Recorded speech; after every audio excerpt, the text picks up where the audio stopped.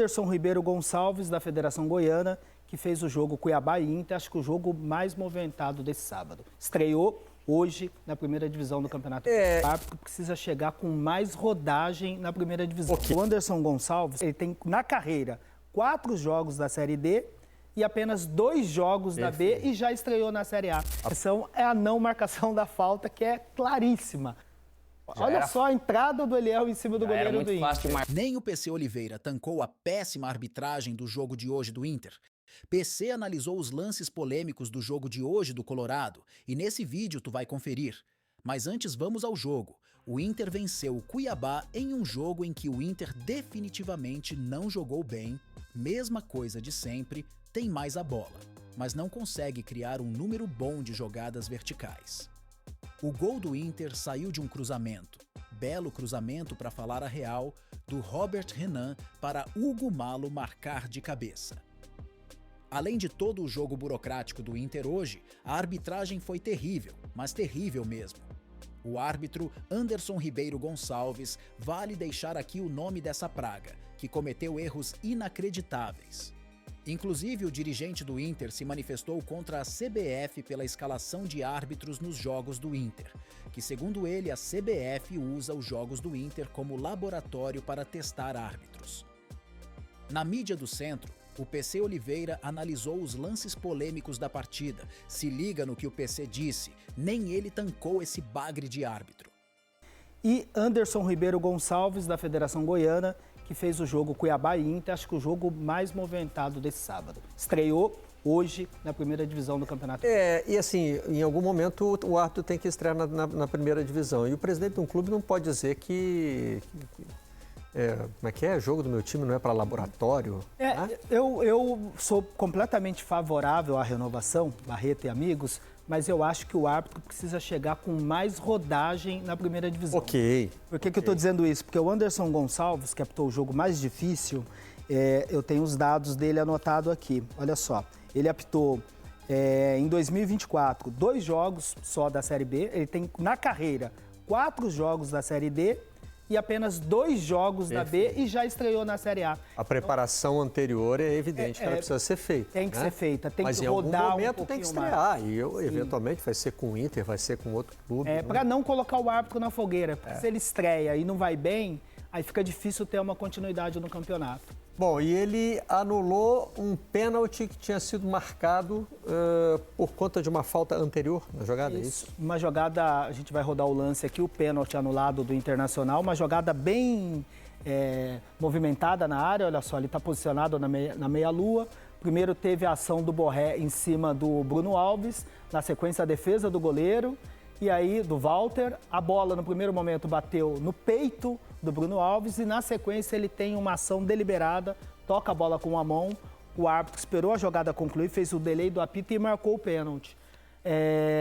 Olha só que no entanto, o VAR, quando ele vai checar a jogada, ele tem que checar toda a construção do ataque, desde o início da formação, a partir do momento que considera o início da fase de ataque. E essa falta ele não viu, não é questão de deixar a jogada seguir para ver o que acontece depois. Isso, ele estava... Se ele achasse que tinha sido falta, tinha que marcar na hora, independentemente da sequência da jogada. A do Bruno Alves, por ter uma imediateza ali no gol, ele até esperou a segunda finalização do Patrick. Mas a disputa lá no meio da área, na minha avaliação, a do Borré em cima do Bruno Alves, é o tipo de ação que tem que ser marcada na hora. Porque para mim a falta é muito clara. Ele empurra com as 2 mãos, tem impacto na ação do zagueiro do Cuiabá, olha só, do Bruno Alves. É um pouquinho fora da disputa, a bola está viajando, mas olha só como ele chega com a mão, praticamente sobe ali, fazendo uma carga com impacto no Bruno Alves. E esse é o tipo de falta, olha só, ele está na meia-lua.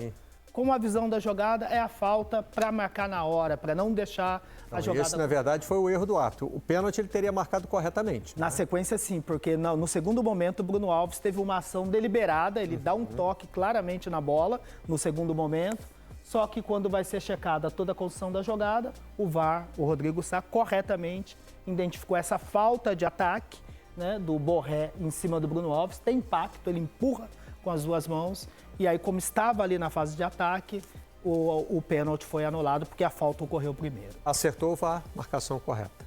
Acertou, a decisão correta, mas é o campo de jogo. Perfeito. Tem uma falta do Ramon no Borré, aos 31 minutos do segundo tempo. É isso. Cartão amarelo bem aplicado? Para mim, não. Vamos ver o lance.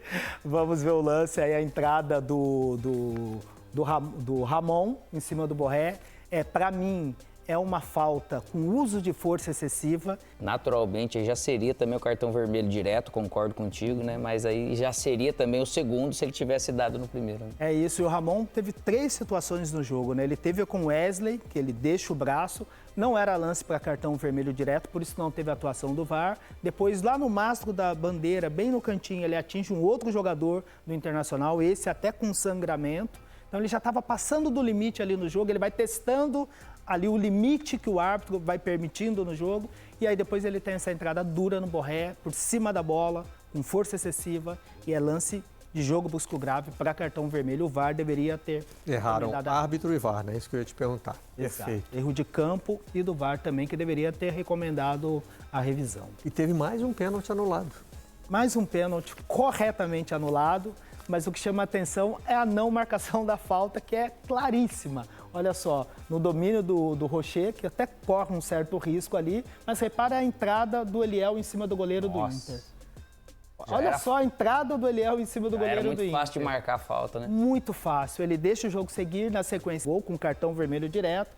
E mais uma vez o VAR tem que... Se a gente puder voltar só um pouquinho, por favor, rapidamente, para a gente ver lá a hora que a bola é recuada, olha só, nem precisa voltar. Olha só, ele não aparece no quadro. Tá longe. Hoje, com essa participação dos goleiros, como a gente viu no jogo do Fluminense, né, o erro do passe do Fábio, com os atacantes marcando pressão, o árbitro ele tem que buscar o primeiro posicionamento. Não dá para pensar no ponto futuro quando você tem uma disputa de um atacante que está pressionando o goleiro. Ele tinha que estar mais próximo, mas mesmo distante, uma falta nessa intensidade, um carrinho com essa força, não precisaria de VAR para corrigir uma decisão, porque o VAR não deve ser usado para corrigir a deficiência do campo de jogo. Então foram 2 situações assim, a participação do VAR foi muito boa, mas a gente tem que questionar o trabalho de campo. Menos mal que conseguiu corrigir, mas esse carrinho também não serviria para uma expulsão? Ele foi analisado, eu acho que o fato dele ter tocado na bola é bem no limite, como a gente fala, né, Alex? É aquele carrinho ali que está entre o amarelo e o vermelho, exatamente. Ele sai com a decisão disciplinar, com a aplicação do cartão amarelo. A entrada é bem no limite, mas acho que a interpretação disciplinar a gente discute entre o amarelo e o vermelho. Mas a não marcação da falta, o erro técnico, para mim é muito grave. Mas é pela, a gente fala, pela distância do posicionamento dele. Pela distância, mas um árbitro seguro, concentrado, tem que tomar essa decisão em campo. É onde a gente fala de ter um pouco mais de rodagem na Série B, na Série D, né, na Série C. Mas se ele é promissor, eu não concordo em condenar mesmo num jogo desse, né, Barreto? Eu acho que uma hora o cara tem que ser exposto. O erro também faz parte do crescimento, na verdade. Mas a atuação não foi boa. Tem que chegar com mais... reconhecer que não foi boa. Tem que chegar com mais rodagem. Em 3 lances que nós mostramos, 3 erros do árbitro. Em 2 ele foi salvo pelo VAR, em 1 o VAR errou junto. Já pode perceber que a Série A é diferente. O aproveitamento não foi legal. Outro nível. Nem na várzea um árbitro desses apita, nem na goleirinha da gurizada na rua ele apita. Terrível. Lógico que isso não tira o fato do Inter ter jogado muito mal o jogo de hoje, mas que realmente o Becker, que se manifestou contra a CBF, tem razão em reclamar da escalação de árbitros para as partidas do Inter. Então é isso, torcida colorada. Deixa a tua opinião nos comentários. Contra tudo e todos.